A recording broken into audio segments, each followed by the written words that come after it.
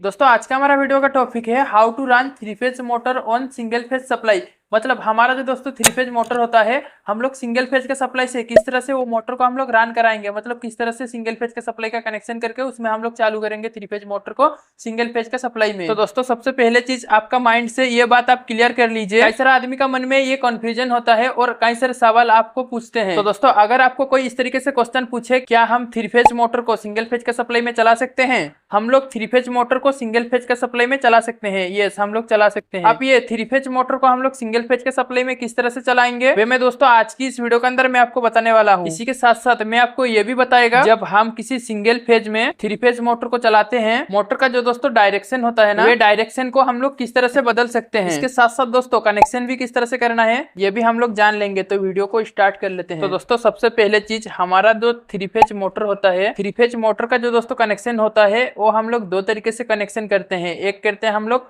Star connection और एक करते हैं हम लोग दोस्तों डेल्टा कनेक्शन। अगर दोस्तों आप थ्री फेज मोटर को सिंगल फेज में चलाना चाहते हैं तो दोस्तों हमारा जो थ्री फेज मोटर है, थ्री फेज मोटर को सिंगल फेज में चलाने के लिए हमको क्या जरूरत पड़ेगी, एक उपकरण की जरूरत पड़ेगी जो कि है हमारा कैपेसिटर। एक कैपेसिटर की मदद से आप आपका थ्री फेज मोटर को आसानी तरीके से चला सकते हैं सिंगल फेज का सप्लाई में। अभी इसका कनेक्शन किस तरह से होगा वो हम लोग दोस्तों जान लेते हैं। अगर दोस्तों आप आपका थ्री फेज मोटर को कैपेसिटर के द्वारा चला रहे हैं तो उसमें कितना एमएफडी मतलब माइक्रोफेरेड का कैपेसिटर लगाना है वो भी दोस्तों मैं वीडियो के अंदर बताएगा आपको। हाँ दोस्तों, आपको बिल्कुल भी सोचने वाला बात नहीं है। ऐसे करके दोस्तों हम लोग कई बार हमारा कंपनी में थ्री फेज मोटर को सिंगल फेज का सप्लाई में चला रखे हैं। अभी हम लोग कैसे करते हैं वो हम लोग डायरेक्ट जान लेते हैं। तो दोस्तों सबसे पहले ये बात तो आपको पता होगा, हमारा जो दोस्तों सिंगल फेज का सप्लाई है ना, सिंगल फेज का सप्लाई में दो वायर रहता है।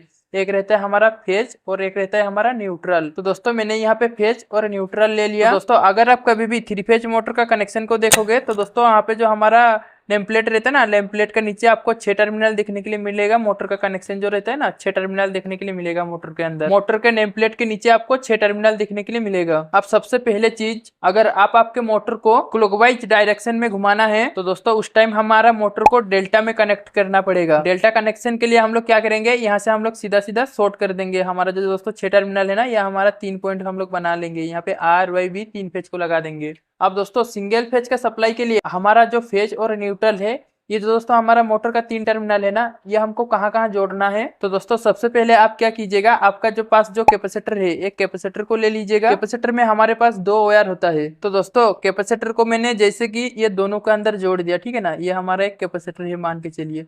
आप किसी भी 2 टर्मिनल के अंदर जोड़ सकते हैं। मोटर पे जो दोस्तों हमारा यहाँ पे आर वाई बी 3 फेज है ना, इसमें आप मान के चलिए यह हमारा वाई और बी वाला फेज पे मैं जोड़ दिया, ठीक है। अभी दोस्तों मैं यहाँ पे सिंगल फेज का सप्लाई से चलाएगा बोल के कैपेसिटर का उपयोग ले रहा है, ठीक है ना। अगर आपका थ्री फेज का सप्लाई रहेगा तो यहाँ पे आर वाई बी तीनों फेज आप लेके डायरेक्ट आपका मोटर को रन करा सकते हो, क्योंकि दोस्तों यहाँ पे बात हो रहा है सिंगल फेज का। इसलिए दोस्तों मैं यहाँ पे एक कैपेसिटर लगा के ये टर्मिनल को शॉर्ट कर रहा है। अभी दोस्तों हमारे सामने एक फेज और न्यूट्रल ये दोनों वायर बच जाते हैं।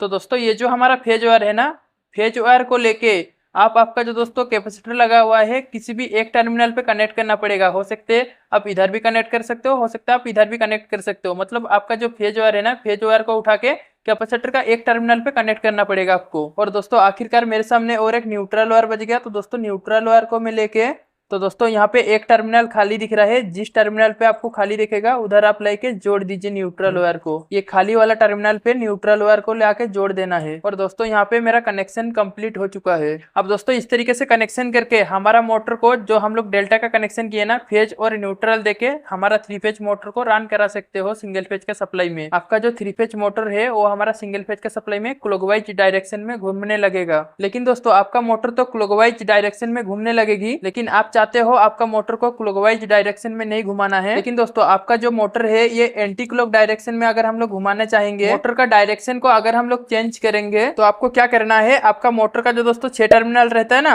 ये 6 टर्मिनल को हम लोग डेल्टा पे नहीं, यहाँ पे दोस्तों हम लोग को स्टार में कनेक्शन करना है। मतलब ये तीनों पट्टी को शॉर्ट कर देना है, अटैच कर देना है एक ही साथ। अब दोस्तों इसका जो कनेक्शन है हम लोग को सेम इसी तरीके से कनेक्शन करना है, ये स्टार वाला टर्मिनल पे, ठीक है। यहाँ पे जो दोस्तों दिख रहे हो 3 टर्मिनल है, ये हम लोग 3 टर्मिनल को शॉर्ट कर दिए हैं। ये हमारा स्टार कनेक्शन हो गया। बाकी रह गया यहाँ पे हमारा 3 टर्मिनल और। अब दोस्तों ये जो हमारा 3 टर्मिनल है ना, किसी भी 2 टर्मिनल को कैपेसिटर के साथ कनेक्ट करना है। मान के चलिए यहाँ पे हमारा एक कैपेसिटर है, कैपेसिटर का 2 वायर है, तो दोस्तों हम लोग यहाँ पे एक ले लिए तार कैपेसिटर का कनेक्शन करने के लिए। आप हो सकता है इसमें भी ले सकते हो, मतलब 3 टर्मिनल से आपको 2 टर्मिनल लेना है कैपेसिटर को लगाने के लिए, ठीक है। तो दोस्तों यहाँ पे मैं इन दोनों टर्मिनल को कैपेसिटर के साथ कनेक्ट कर दिया। अब दोस्तों मेरा यहाँ पे जो फेज और न्यूट्रल है ना, ये फेज वायर को लेके हमारा जो दोस्तों कैपेसिटर का कनेक्शन है ना, किसी भी एक टर्मिनल पे जोड़ देना है। हो सकता है आप इधर भी जोड़ सकते हो सकता है आप इधर भी जोड़ सकते हो।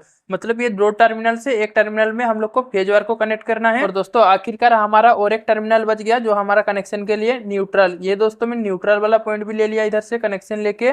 हमारा जो दोस्तों मोटर में और एक टर्मिनल बाकी था ना, इसमें दोस्तों में कनेक्टेड कर दिया न्यूट्रल वायर को। यहाँ पे दोस्तों जो मोटर का खाली वाला टर्मिनल थे ना, इसके साथ में न्यूट्रल वायर को कनेक्ट कर दिया। और दोस्तों इस तरीके से कनेक्शन करते हमारा जो दोस्तों मोटर है ना, ये हमारा मोटर एंटी क्लॉक डायरेक्शन में घूमने लगेगा। एंटी क्लॉक डायरेक्शन में घुमाने के लिए हमेशा हमारा मोटर को हम लोग को स्टार में कनेक्शन करना पड़ेगा। सिंगल फेज से चलाना है तो हमारा 3 फेज मोटर को हमारा मोटर को स्टार कनेक्शन के अंदर हमेशा जोड़ना होता है। अब दोस्तों ये सभी के बाद में आप आपका 3 फेज मोटर को सिंगल फेज का सप्लाई से कनेक्शन करके चलाना तो सीख गए, पर दोस्तों आपका सभी के मन में 2 क्वेश्चन डायरेक्ट आ गया होगा। सबसे पहले क्वेश्चन आपका ये आ रहा होगा कि हमारा जो कैपेसिटर है कितना एमएफडी का कैपेसिटर को हम लोग को लगाना है, किसी भी मोटर को चलाने के लिए हमको कितना एमएफडी का कैपेसिटर लगेगा। और दूसरा क्वेश्चन आपका मन में ये आ रहा होगा तो इस तरीके से वायरिंग का कनेक्शन करके हमारा मोटर को चलाना सही है या फिर नहीं, कहीं हमारा मोटर खराब तो नहीं हो जाएगा। तो दोस्तों ये दोनों क्वेश्चन का सवाल को हम लोग अच्छी तरह से जान लेते हैं। तो दोस्तों सबसे पहला क्वेश्चन है कैपेसिटर कितना का लगाएं, और दोस्तों इसका आंसर काफी सिंपल सा है। अगर दोस्तों हमारे पास 220 वोल्टेज का सप्लाई है, वे हमारा सिंगल फेज का सप्लाई है,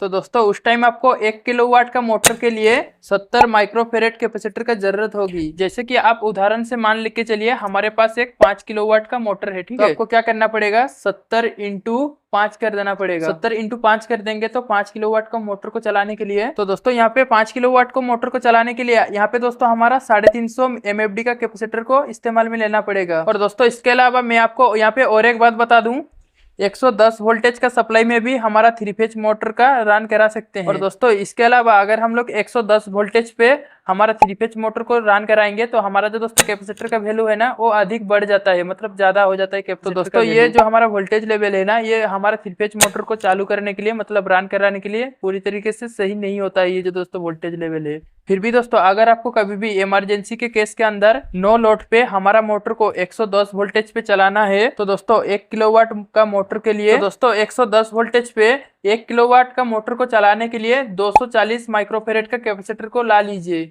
और दोस्तों यहाँ पे जैसा मैं अभी भी आपको बता रहा हूँ, अगर 110 वोल्टेज का सप्लाई पे अगर आपको मोटर को चलाना है, आप रिक्स पे चलाएगा वो मोटर को, और इस तरीके से कनेक्शन करके चलाना इमरजेंसी का केस में आप कर सकते हैं। और दोस्तों 110 वोल्टेज पे चलाने के लिए मोटर को कभी भी लोड पे मत ज्यादा कनेक्ट कीजिए, क्योंकि दोस्तों ये जो हमारा मोटर है, हम लोग 110 वोल्टेज पे 3 फेज मोटर को चला रहे हैं, वो हम लोग खाली टेस्टिंग के लिए उपयोग में लेते हैं। हमारा जो दोस्तों मोटर है ना, हम लोग को जीरो लोड पे, ज्यादा लोड पे हम लोग मोटर को नहीं चला सकते हैं 110 वोल्टेज पे, क्योंकि दोस्तों अगर हमारा 110 वोल्टेज पे हम लोग ज्यादा लोड देके हमारा मोटर को चलाएंगे ना, तो दोस्तों मोटर हीट होकर जल जाएगा हमारा मोटर। तो दोस्तों इसके अलावा हमारा 2 नंबर का क्वेश्चन था, इस तरीके से कनेक्शन करके हमारा मोटर को चलाना सही है या फिर नहीं है। तो दोस्तों सबसे पहला चीज, हमारा जो दोस्तों मोटर का एफिशिएंसी है ना, एफिशिएंसी पूरी तरीके से कम हो जाती है इस तरीके से कनेक्शन करने में। तो चलिए छोड़िए, हमारा एफिशिएंसी तो गिर गई, और दोस्तों हमारा मोटर कहीं जल नहीं जाएगा ना, मतलब हमारा मोटर जलेगा नहीं ना इस तरीके से कनेक्शन करके चलाएंगे। और दोस्तों इस तरीके से कनेक्शन करके हम लोग मोटर को चला सकते हैं, लेकिन दोस्तों हम लोग लोड ज्यादा नहीं जोड़ सकते हैं इस तरीके से कनेक्शन करके मोटर के ऊपर।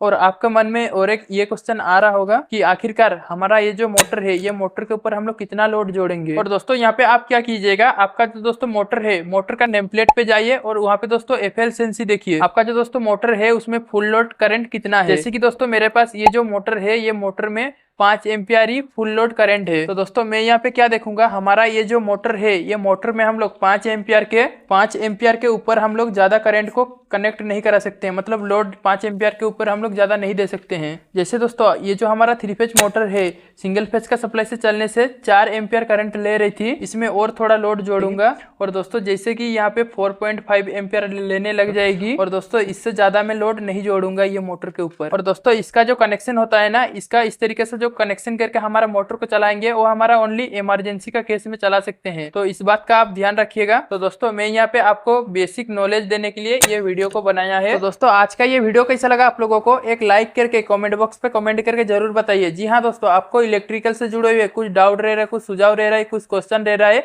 या फिर ये वीडियो के ऊपर कुछ डाउट रह रहा है, सुझाव रह रहा है, क्वेश्चन रह रहा है, तो दोस्तों मेरे को नीचे कमेंट बॉक्स पे कमेंट करके पूछ सकते हो। उसके ऊपर मैं वीडियो बनाने का कोशिश करेगा।